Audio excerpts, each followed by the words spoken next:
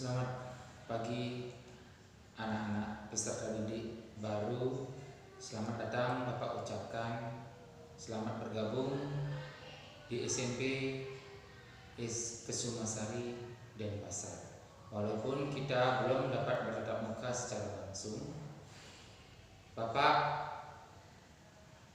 mengajar melalui sistem online di kelas 7 mata pelajaran PPKN.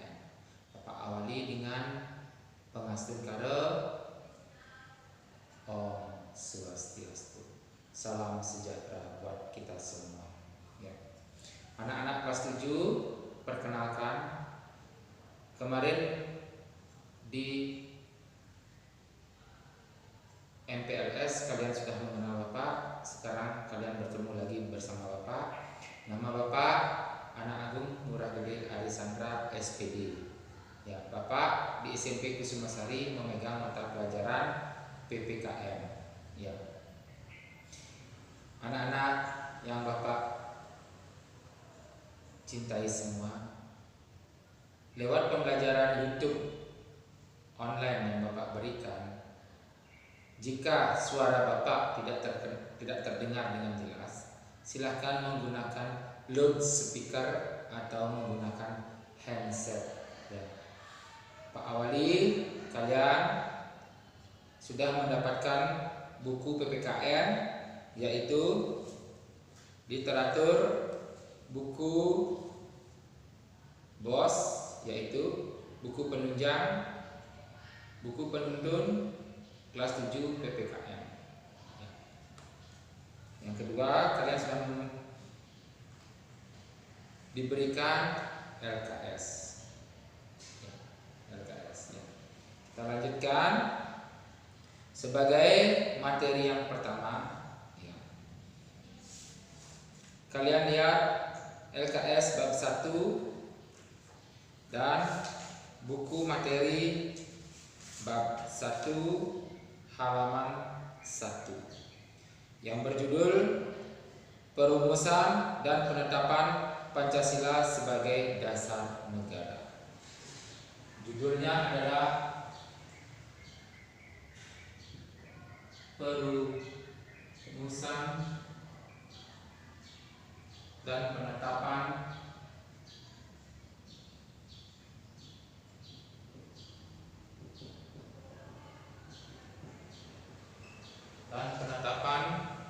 Pancasila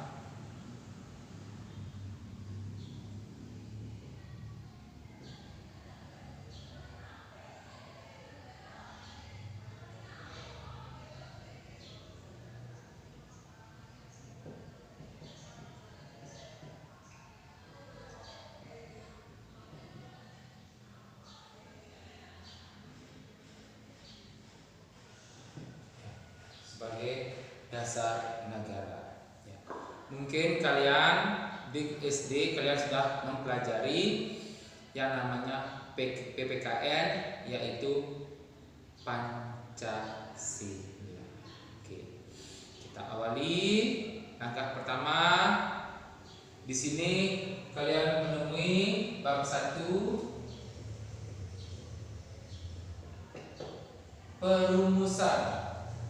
Perumusan penetapan. Perumusan penetapan Pancasila sebagai dasar negara Republik Indonesia. Ya. Perumusan di SD kalian sudah mempelajari. Kita awali dengan sejarah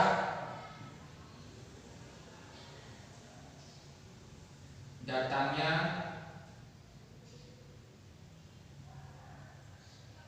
bangsa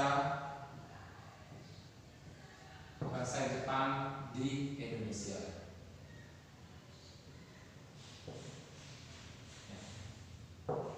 Diawali dengan datangnya sejarah kedatangan penjajah Jepang di Indonesia. Ini berlangsung terjadi Jepang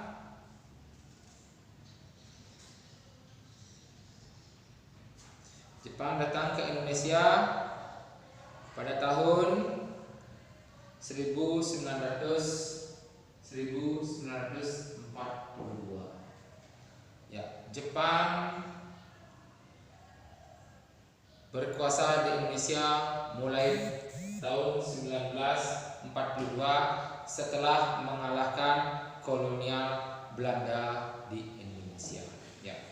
Jepang memberikan janji-janji, 3 janji Jepang yang diberikan kepada Indonesia, yaitu Jepang cahaya Asia, Jepang pemimpin Asia, dan Jepang pelindung Asia. Ya. Kalian sudah pelajari di SD, saya ulangi lagi. Jepang memberikan 3 janji kepada Indonesia, yaitu Jepang cahaya Asia, Jepang pemimpin Asia, dan Jepang pelindung Asia. 3 janji Jepang ini kemudian untuk menarik simpati bangsa Indonesia, Jepang membentuk namanya tentara pertama yang disebut dengan namanya tentara PETA, yaitu Tentara Pembela Tanah Air. Ya. Di sini Jepang membentuk Tentara Pembela Tanah Air. Ini langkah pertama yang dilakukan oleh Jepang, ya, untuk berkuasa di Indonesia. Yang kedua, Jepang memberikan atau membentuk badan BPUPKI, ya. Badan Persiapan Usaha Kemerdekaan Indonesia. Itu dibentuk oleh Jepang. Sudah mengerti sampai di sana? Ya, sebelum Bapak melanjutkan, itu sedikit pembukaan bagi kalian untuk membuka wawasan kalian sebelum masuk ke materi yang pertama, yaitu kita lanjut ke materi A, yaitu perumusan Pancasila sebagai dasar negara. Sekarang perumusan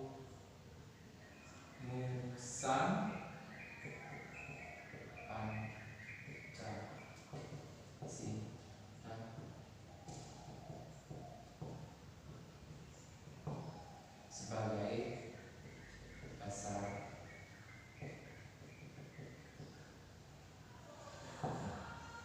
perumusan Pancasila sebagai dasar negara. Yang pertama yaitu Jepang membentuk yang namanya BPUPKI. Kalian sudah pelajari di SD. Kepanjangan atau Bapak sudah jelaskan tadi, kepanjangan dari BPUPKI. Ya.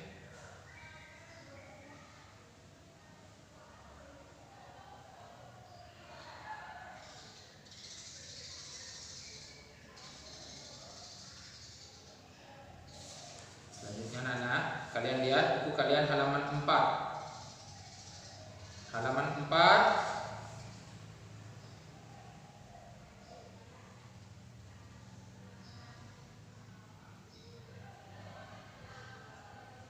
Ya. Pada tahun 1942, sebelum era kemerdekaan. Tahun 1942 sampai pertengahan atau pada bulan Juni tahun 1945, banyak penderitaan yang dialami oleh bangsa Indonesia. Bermacam-macam cobaan atau penderitaan yang diberikan tentara Jepang terhadap Indonesia. Kalian lihat halaman 4 buku paket kalian. Penderitaan itu salah satunya adalah pelaksanaan kerja paksa. Kerja paksa di SD kalian kenal dengan istilah apa?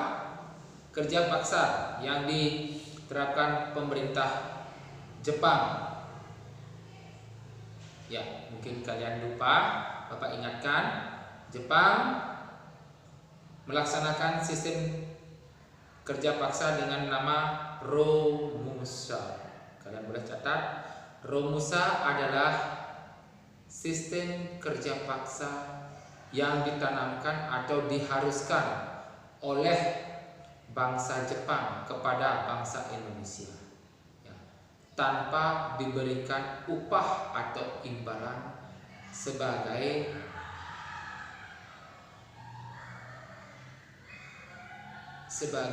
jasa dari tenaga kerja manusia. Di sini disebut dengan kerja paksa. Ya. Banyak bangsa, khususnya orang-orang laki-laki, pada saat pemerintahan Jepang berkuasa di Indonesia dikirim ke Burma yang sekarang bernama negara Myanmar untuk melaksanakan kerja Romusa di sana, ya. Dan banyak juga orang-orang Indonesia yang meninggal dan hilang tanpa sebab pada pemerintahan Jepang di Indonesia. Yang kedua, Jepang mengambil paksa makanan, pakaian, hasil alam Indonesia, ya, untuk keperluan ekonomi perdagangan Jepang. Dan yang ketiga, perbudakan. Bangsa Jepang menanamkan perbudakan di Indonesia, khususnya untuk kaum perempuan. Bangsa Indonesia dipekerjakan secara paksa oleh tentara Jepang. Selain itu, banyak menahan atau memperlakukan warga-warga sipil di kamp-kamp tahanan. Banyak warga negara kita yang ditahan pada waktu itu jika melawan pemerintahan Jepang di Indonesia. Oke.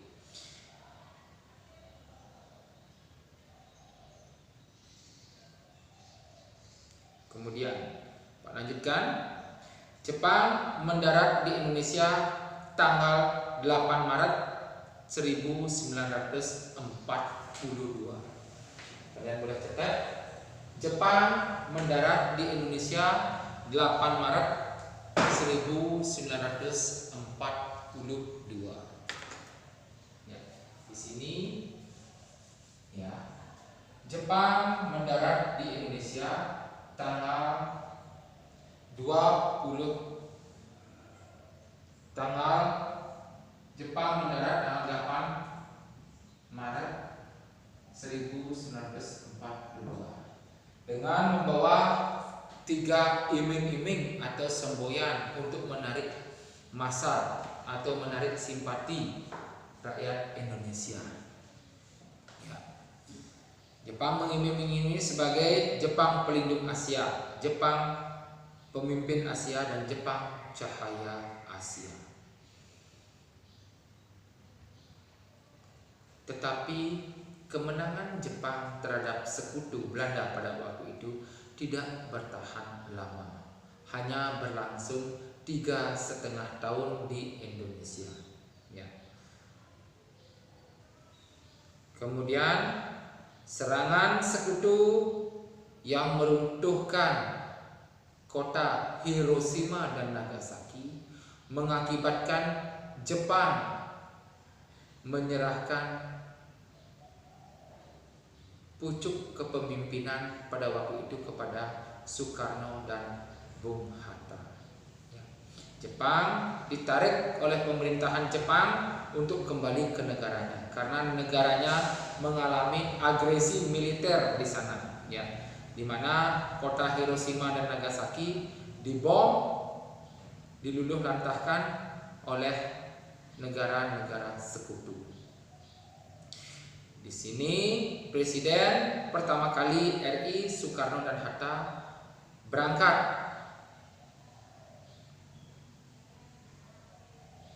ke Jepang untuk segera mendapatkan kekuasaan dan memproklamasikan kemerdekaan. Ya. Kemudian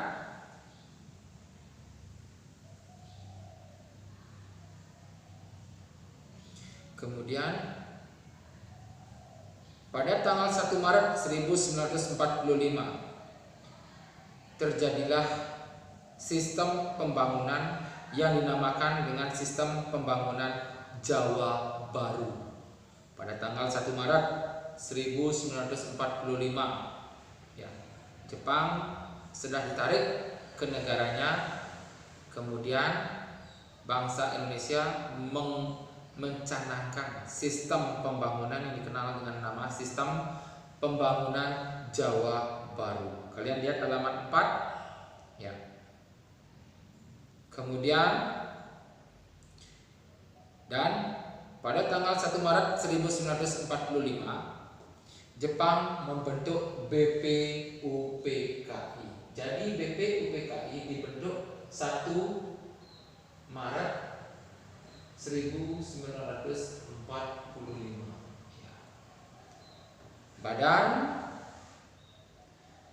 Penyelidik Usaha-usaha Persiapan Kemerdekaan Indonesia. Sekali lagi Bapak tegaskan kepanjangan dari BPUPKI, Badan Penyidik Usaha Persiapan Kemerdekaan Indonesia. Ya. Selanjutnya di sini Bapak jelaskan sedikit fungsi dan peranan BPUPKI yang dibentuk oleh tentara Jepang pada tahun 1945, di mana Presiden Soekarno diangkat sebagai ketua BPUPKI pada waktu itu. Fungsinya yaitu mempersiapkan perangkat-perangkat dasar negara, perundang-undangan sampai proklamasi. Ya. Di sini tugas dari BPUPKI untuk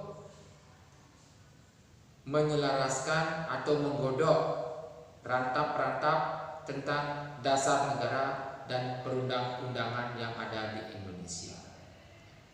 Sampai di sana dulu. Kalian pahami pengertian Bapak, penjelasan Bapak? Ya. Kita lanjutkan.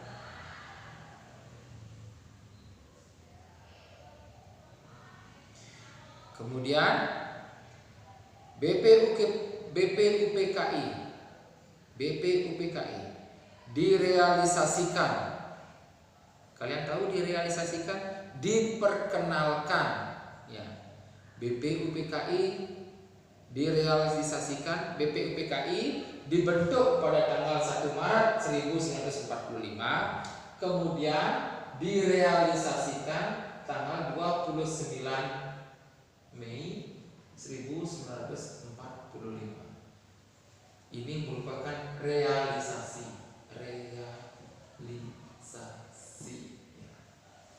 Itu merupakan realisasi atau perkenalan bahwa di Indonesia sudah dibentuk Badan Penyelidik Usaha-usaha Persiapan Kemerdekaan Indonesia. Ya. Dalam istilah Jepang, BPUPKI dikenal dengan nama Dokuritsu Zumbi Joshukai.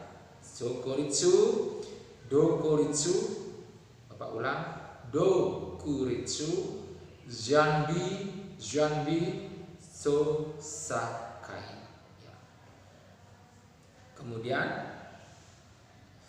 setelah merealisasikan adanya badan BPUPKI ya, yang beranggotakan 62 orang yang dikenal dengan istilah dalam bahasa asing dikenal dengan istilah Father Foundation. Sekali lagi, 62 tokoh dalam BPUPKI dikenal dengan sebutan sebagai Father Foundation. Ya. 62 tokoh pergerakan bangsa Indonesia ya, untuk mempersiapkan atau menggodok dasar negara dan undang-undang yang ada di Indonesia. 7 tokoh dari negara Jepang. Selanjutnya kalian bisa baca di buku sudah ada, yaitu 62 orang dari bangsa Indonesia dan 7 dari negara Jepang. Ya, kita lanjutkan sidang BPUPKI. Sidang BPUPKI ada 2. Sidang pertama dilaksanakan 29 Mei sampai dengan 1 Juni 1945 yang membahas tentang dasar negara. Ya. Sidang pertama, Bapak ulangi, sidang pertama 29 Mei sampai tanggal 1 Juni 1945. Ya.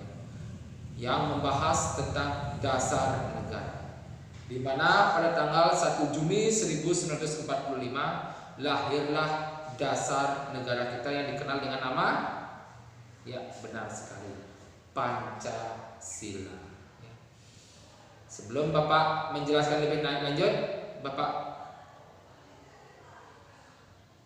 mau bertanya, kalian bisa menyebutkan Pancasila.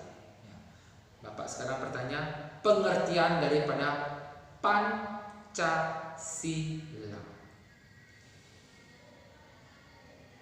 Ya. Bapak lagi sekali bertanya, tolong dipikirkan. Ya. Silahkan kalian jawab lewat WA, ya. Di mana WA yang Bapak pakai itu adalah WA pada waktu kalian MPLS, ya. Yaitu apa yang kalian ketahui tentang Pancasila? Pengertian Pancasila. Oke.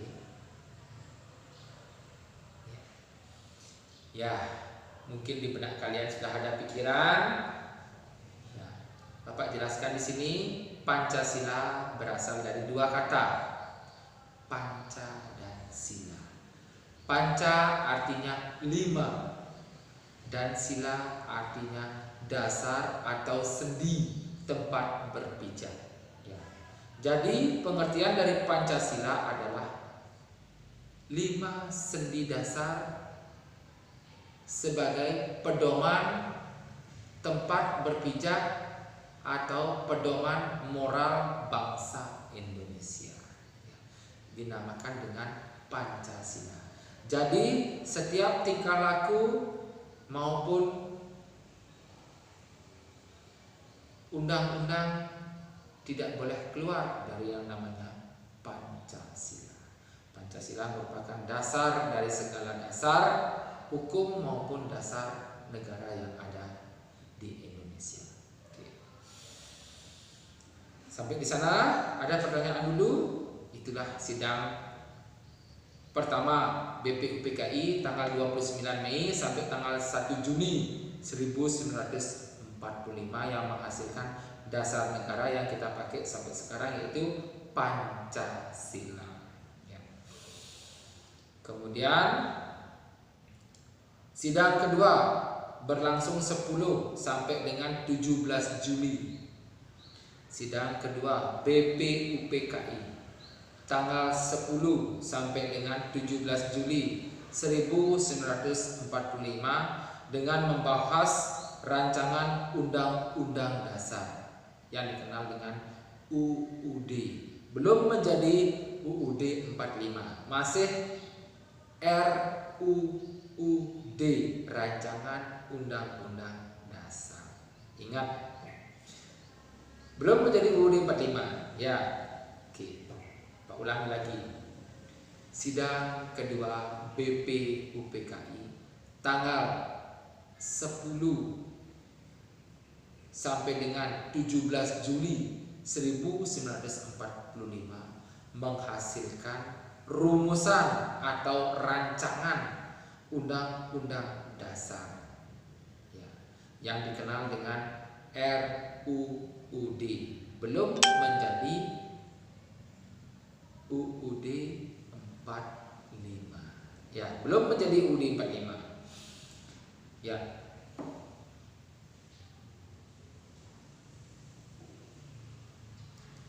Kemudian Presiden Soekarno membentuk 38 orang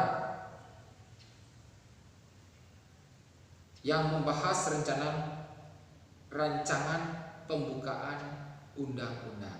Ya.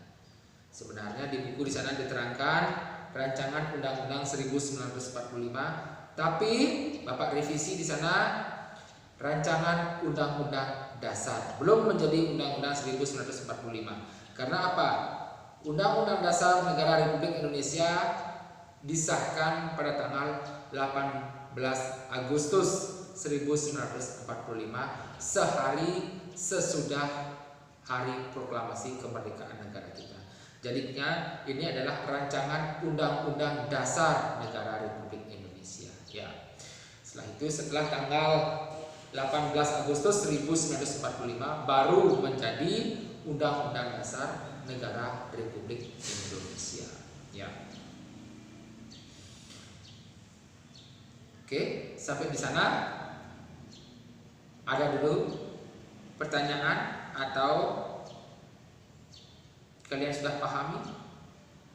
Ya. Pak lanjutkan. Ya. Yang kedua, sub bahasan yang kedua, yaitu perumusan dasar negara. Masuk sekarang ke perumusan dasar negara. Dasar negara merupakan fondasi berdirinya sebuah negara. Jika suatu negara, sama seperti kalian membangun, kalau membangun rumah fondasi kalian tidak kuat, mana bisa menopang bangunan itu sendiri? Jelas bangunan tersebut akan menjadi rapuh dan tidak bertahan lama. Jadi dasar negara ini adalah fondasi yang kuat untuk menopang berdirinya sebuah negara. Kalian lihat sekarang halaman selanjutnya, halaman 6. Ya. Ketua BPUPKI diserahkan kepada Dr.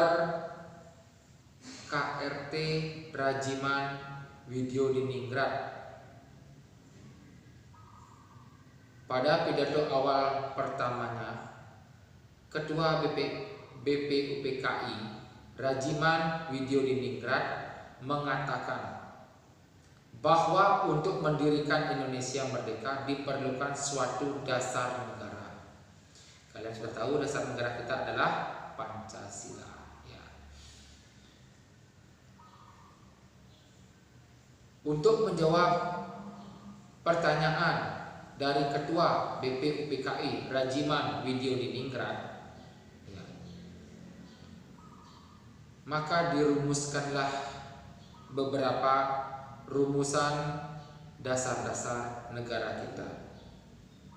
Usulan mengenai dasar negara Indonesia merdeka pada sidang pertama BPUPKI berurutan dikemukakan. Yang pertama dikemukakan oleh Muhammad Yamin, kemudian Supomo, dan yang terakhir Insinyur Soekarno. Ya. Perumusan, Bapak ulangi, perumusan dasar negara sebelum menjadi sila Pancasila diusulkan oleh 3 tokoh negarawan kita pada waktu itu, yaitu Muhammad Yamin, Supomo, dan Insinyur Soekarno pada tanggal 29 Mei 1945 pada saat sidang BPUPKI pertama kali. Ya. Muhammad Yamin mengusulkan 5 dasar negara pada waktu itu. Yang pertama, pri kebangsaan. Yang kedua, pri kemanusiaan. Yang ketiga, pri ketuhanan. Dan yang keempat, pri kerakyatan. Dan yang kelima adalah kesejahteraan sosial. Itu merupakan konsep dasar pemikiran dari Muhammad Yamin untuk sila-sila yang ada dalam Pancasila. Bapak ulangi, Muhammad Yamin mengusulkan Muhammad Yamin mengusulkan 5 pola pikir sebagai dasar negara. Dalam sila yang pertama yaitu pri kebangsaan, pri kemanusiaan, pri ketuhanan. Bapak ulang.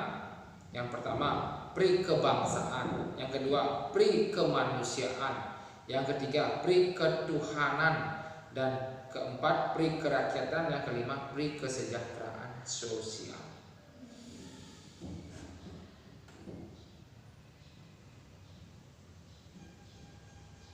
Ya.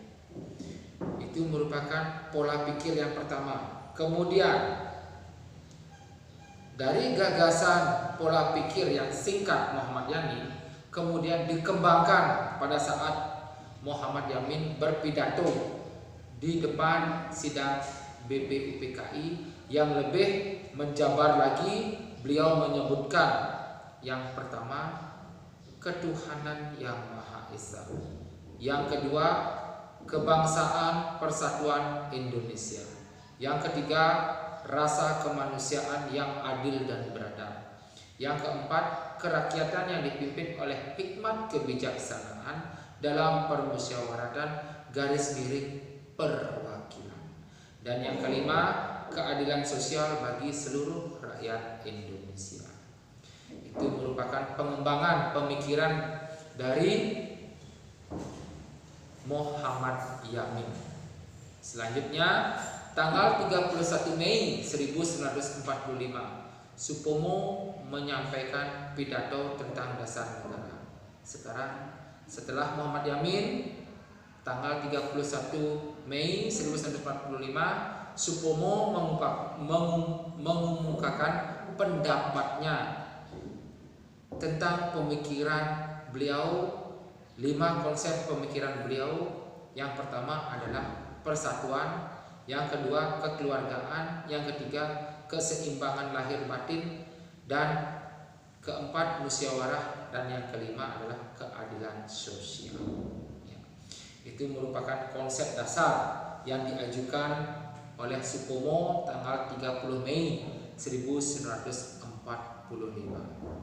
Kemudian setelah Supomo, keesokan harinya tanggal 1 Juni 1945 Presiden Soekarno menyampaikan pidato tentang dasar negara dan usulan terbentuknya filosofi Groendswijk atau Wollstonecraft.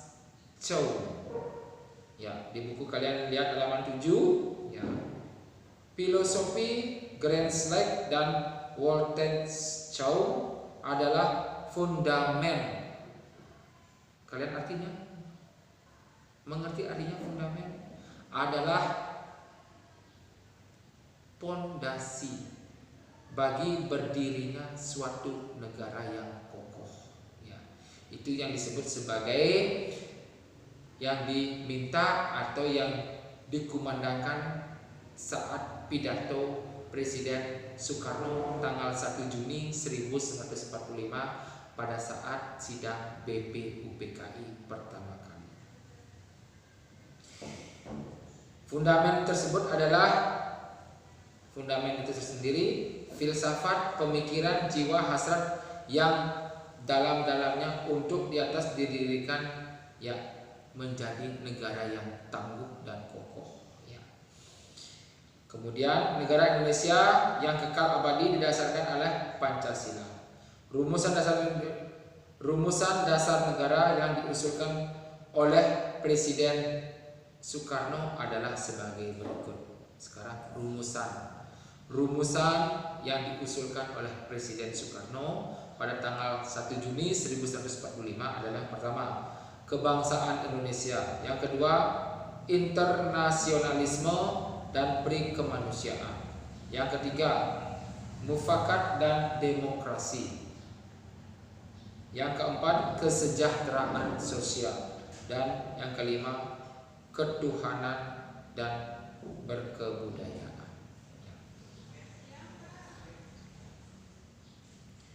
Selanjutnya, mungkin kalian tumben mendengar apa itu yang kedua yang dikumandangkan atau yang dicanangkan oleh Presiden Soekarno, yaitu internasionalisme atau pri kemanusiaan. Internasionalisme itu adalah suatu paham.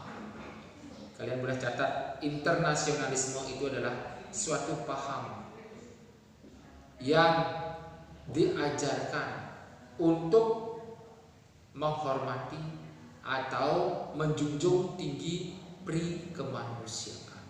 Itulah yang dinamakan sebagai internasionalisme. Di sana, Bapak kira kalian sudah mengerti. Kita lanjutkan ke halaman 8. Silahkan kalian, Bapak masih membahas buku paket, ya, buku paket halaman 8. Untuk menggodok usulan-usulan 3 tokoh negarawan pada waktu itu, Muhammad Yamin, Supomo, dan Insinyur Soekarno, maka dibentuklah panitia kecil.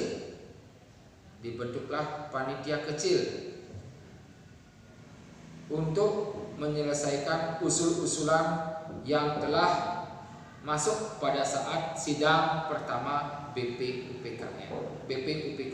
Ya.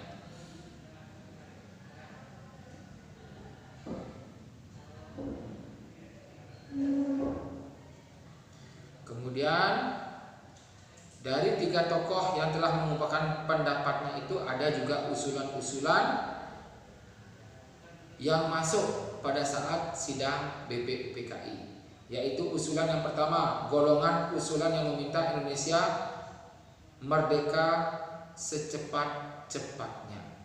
Yang kedua, golongan usulan mengenai dasar negara. Yang ketiga, golongan usul mengenai soal unifikasi dan federalisasi. Kalian tahu apa itu unifikasi dan federalisasi? Ya. Unifikasi dan federalisasi itu adalah sistem pemerintahan Indonesia. Sampai sekarang kita masih menggunakan sistem republik atau demokrasi republik, di mana kekuasaan tertinggi berada di tangan rakyat. Ya. Kemudian yang keempat, golongan usulan mengenai bentuk negara. Yang kelima, golongan usul dengan mengenai warga negara. Yang keenam, golongan usul mengenai daerah. 7, golongan usul mengenai soal keuangan dan sebagainya.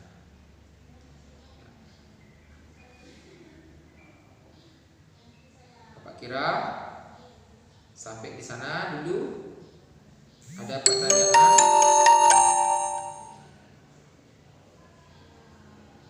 Ya. Kemudian tanggal 1 Juni, setelah BPUPKI menyelesaikan tugasnya dan menggodok usul-usulan dalam sidang BPUPKI, lahirlah dasar negara kita yang namanya Pancasila. Jadi Pancasila lahir pada tanggal 1 Juni 1945. Bedakan, tetapi hari kesaktian Pancasila, ya sekali, hari kesaktian Pancasila kita peringati setiap tanggal 1 Oktober. Mungkin kalian bertanya, kenapa 1 Juni kita peringati sebagai hari kesaktian Pancasila? Mungkin kalian sudah tahu.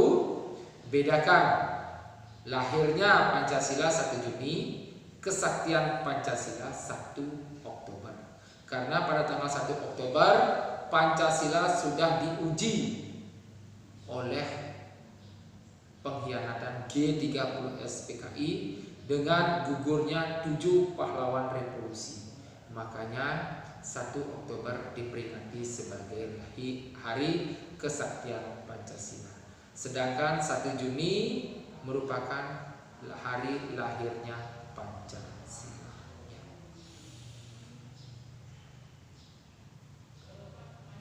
Panitia kecil yang disebut dengan Panitia 9 menggodok di rumah kediaman Insinyur Soekarno, Jalan Pegangsaan Timur nomor 56 Jakarta, tanggal 22 Juni 1945. Panitia 9 telah mencapai satu tujuan atau satu kesepakatan tentang rancangan pembukaan hukum negara yang disebut dengan Undang-Undang Dasar. Ingat, Undang-Undang Dasar digodok, diproses oleh panitia kecil yang terdiri atas 9 anggota, 9 orang di rumah Presiden Soekarno, Jalan Pegangsaan Timur nomor 56 Jakarta, dan tanggal 22 Juni 1945 panitia 9 telah mencapai persetujuan dan kesepakatan tentang rumusan hukum dasar negara yang dikenal dengan Undang-Undang Dasar. Kemudian Insinyur Soekarno membacakan pembukaan Undang-Undang Dasar, diberi nama Mukadimah. Presiden Soekarno membacakan pembukaan Undang-Undang Dasar yang diberi nama Mukadimah. Jadi Mukadimah adalah pembukaan Undang-Undang Dasar yang dibacakan oleh Insinyur Soekarno.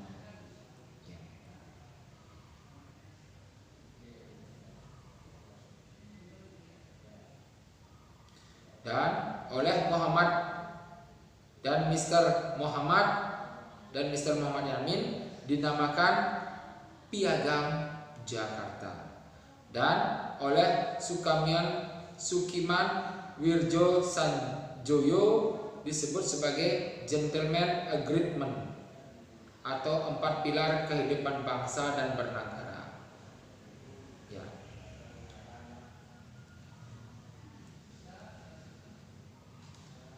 Setelah mengalami proses yang cukup alot, naskah pembukaan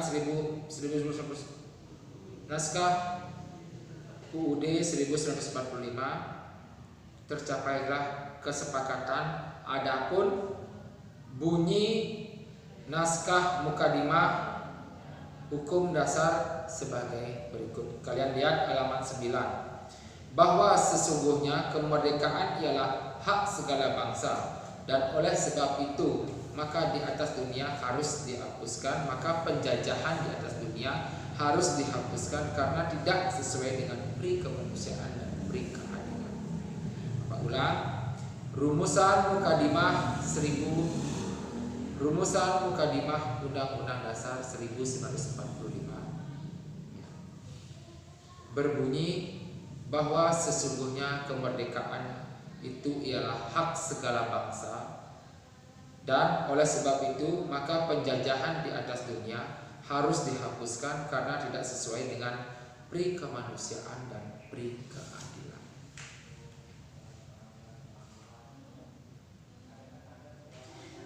Dan selanjutnya kalian bisa baca di buku kalian halaman 10.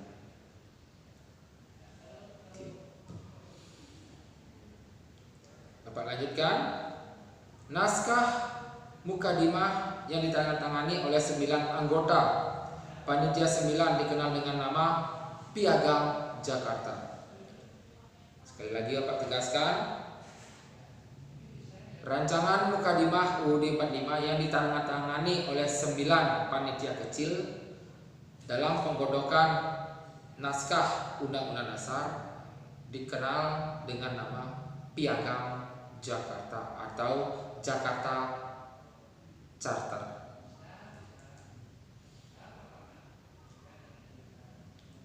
Dan pada sidang kedua BPUPKI tanggal 10 Juli sampai dengan 17 Juli 1945.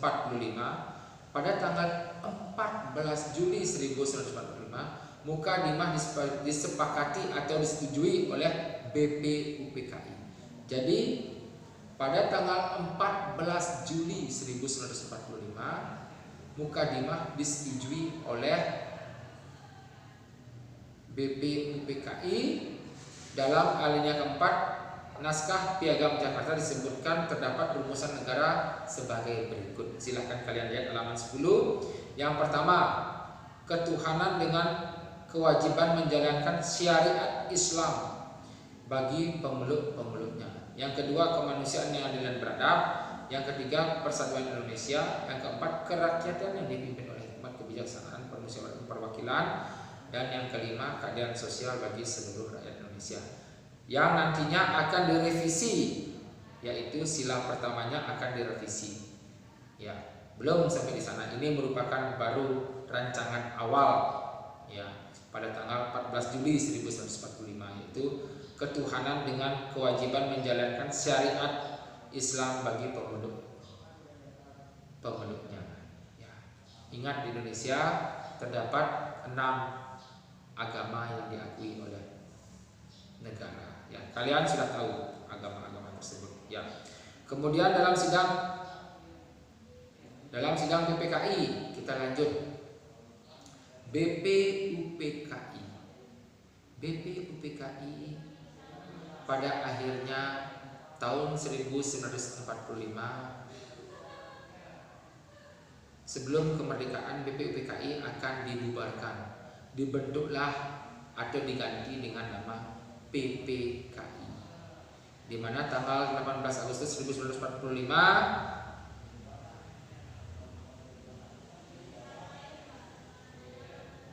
mengadakan perubahan tentang dasar-dasar sila pertama dalam Pancasila. Di sini akan terjadi revisi tanggal 18 Agustus 1945 yang Bapak bilang tadi, yaitu terjadi perubahan dalam sila pertama Pancasila, yaitu menjadi ketuhanan dengan mewajibkan menjalankan syariat bagi pemeluk-pemeluknya diubah menjadi ketuhanan yang Maha Esa. Bapak ulang, pada tanggal 18 Agustus 1945 PPKI merevisi atau merubah sila pertama Pancasila dari ketuhanan dengan kewajiban menjalankan syariat Islam bagi pemeluknya menjadi ketuhanan yang Maha Esa. Ya. Sudah.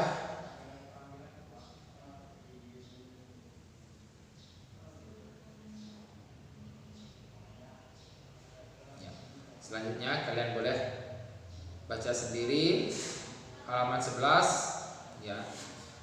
Latar belakang dirubahnya sila pertama menurut Muhammad Atta bermula dari datangnya utusan Ofisir Kaigun Angkatan Laut Jepang. Mereka memberitahukan bahwa wakil Protestan dan Katolik dari wilayah yang dikuasai oleh Laut Jepang merasa keberatan dengan bagian kalimat rumusan negara dalam naskah Piagam Jakarta tersebut. Kalimat yang dimaksud adalah ketuhanan yang kewajiban menjalankan syariat Islam bagi pemeluk-pemeluknya. Ingat, di Indonesia bukan hanya menjalankan syariat Islam. Di Indonesia ada 6 agama: Hindu, Buddha, Islam, Katolik, Protestan, dan yang satu lagi adalah agama Konghucu yang baru diakui oleh Indonesia. Ya. Kemudian terhadap keberadaan tersebut pada sidang PPKI dimulai oleh Muhammad Atta mengajak Ki Bagus Hadikusumo, Kiai Haji Wahid Hasim, Mr. Kasman Suryodin, dan Mr. Tengku Muhammad Hasan mengadakan suatu rapat pendahuluan supaya tidak terpecah sebagai bangsa. Tokoh pendiri bangsa tersebut menggantikan atau merumuskan menjadi ketuhanan yang Maha Esa. Dengan demikian, rumusan dasar negara yang tercantum dalam pembukaan UUD 1945 ditetapkan oleh PPKI pada tanggal 18 Agustus 1945 adalah yang sah sebagai berikut. Yang pertama, 1. Ketuhanan yang Maha Esa. Yang kedua, kemanusiaan yang adil dan beradab. 3. Persatuan Indonesia. 4. Kerakyatan yang dipimpin oleh hikmat kebijaksanaan dalam perwakilan. Yang kelima adalah keadilan sosial bagi seluruh rakyat Indonesia. Ya, Bapak kira pembelajaran pagi hari ini Bapak cukupkan ya. Untuk minggu depan sebelum pelajaran dimulai, Bapak harapkan anak-anak kelas 7 membaca bukunya selama 15 menit dari jam 8 sampai jam 8.15. Setelah itu baru Bapak akan memesan video YouTube pembelajaran di mana linknya akan Bapak bagikan jam 8.15 ya. Yaitu kita lanjutkan ke materi selanjutnya, yaitu penetapan Pancasila sebagai dasar negara, halaman 12. Sekali lagi, minggu depan kalian baca bukunya 15 menit, yaitu penetapan Pancasila sebagai dasar negara. Kalau ada pertanyaan tentang pembelajaran Bapak hari ini, silahkan bertanya dengan sopan, dengan tidak keluar dari materi yang ada dan tidak bercanda. Bapak harapkan keseriusan kalian ya dalam mengikuti pelajarannya Bapak. Ya. Silahkan kita melalui tanya jawab di WA kelas 7, WA MPLS-nya Bapak pakai. Ya, silahkan bertanya di sana dengan sopan, menyebutkan nama dan kelas kalian. Ya, Bapak cukupkan pembelajaran hari ini dengan mengucapkan terima kasih atas perhatian kalian. Dengan penuh semangat, tetap dengan penuh semangat kalian belajar meskipun kita belum dapat bertatap muka secara nyata, tetapi kita selalu berdoa semoga semua ini cepat berlalu. Bapak akhiri, jika Bapak ada kesalahan, Bapak mohon maaf yang sebesar-besarnya. Bapak akhiri dengan para